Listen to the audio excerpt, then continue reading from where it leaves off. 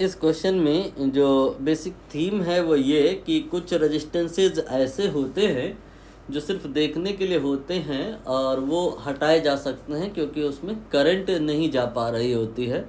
ये इस क्वेश्चन की हिंट थी, आप चाहें तो अटेम्प्ट कर सकते हैं। अगर कर रखा है तो इसका आंसर देख लीजिए। इसका आंसर आई थिंक 20 आएगा, यानी कि डी ऑप्शन। ठीक, कैसे, लेट अस से यहाँ पे आप ये ध्यान दो सबसे पहले कि कौन से वो दो पॉइंट हैं जहाँ इक्विवेलेंट निकालना है। प्रश्न में गिवन है ए और डी के बीच में।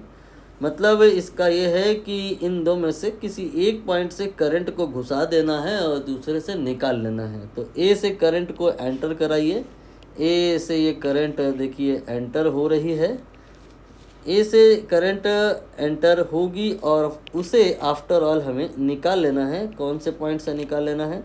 डी से निकाल लेना है। ये डी से करंट को मैंने बाहर किया।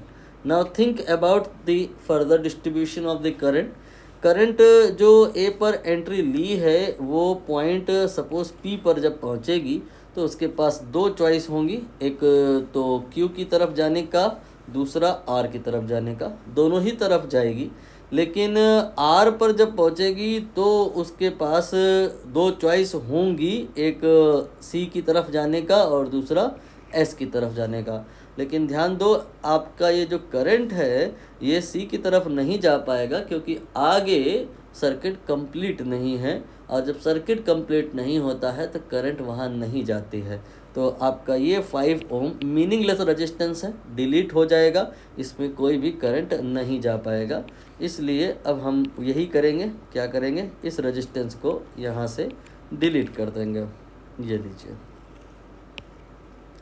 ऐसा ही लॉजिक एक और रेजिस्टेंस है उसके साथ भी बनता है, वो है ये वाला। इसमें भी देखिए जो करंट अगर क्यू पे पहुंचेगी तो बी की तरफ नहीं जा पाएगी क्योंकि आगे सर्किट कंप्लीट नहीं है, लेकिन एस की तरफ चली जाएगी। तो ये जो क्यू और बी के बीच में 5 ओम लगा है, करंट नहीं जाएगी उसमें, मीनिंगलेस है वो, और उसे डिलीट कर सकते हैं। मैंने कर दिया।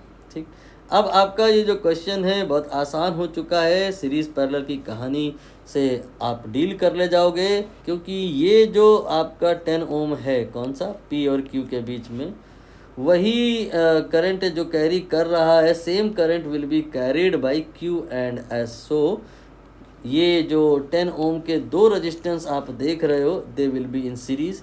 आप इन दोनों को हटा सकते हो और इन दोनों के प्लेस पर एक सिंगल रेजिस्टेंस लगा सकते हो, और उस सिंगल रेजिस्टेंस की वैल्यू की अगर कोई बात करे तो that value will be 10 + 10, that will be 20।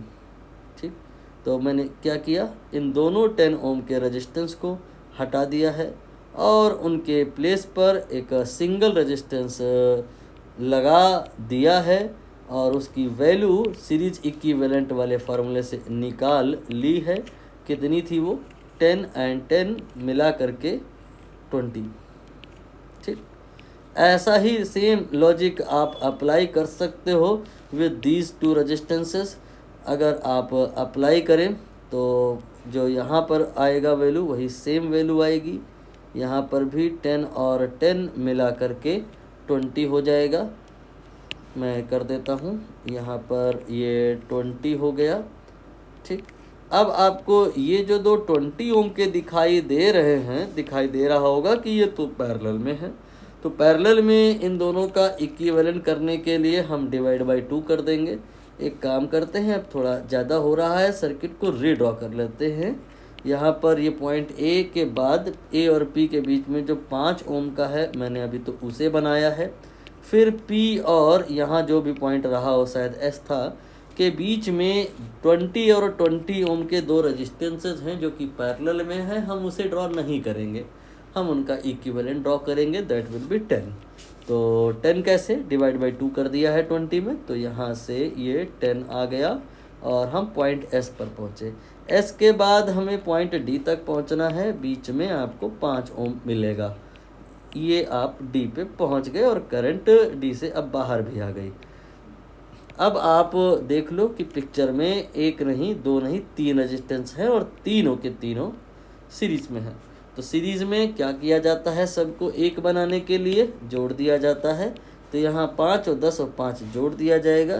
तो 5 और 10 और 5 जोड़ दिया मैंने, आ गया 20 ओम इज़ द आंसर।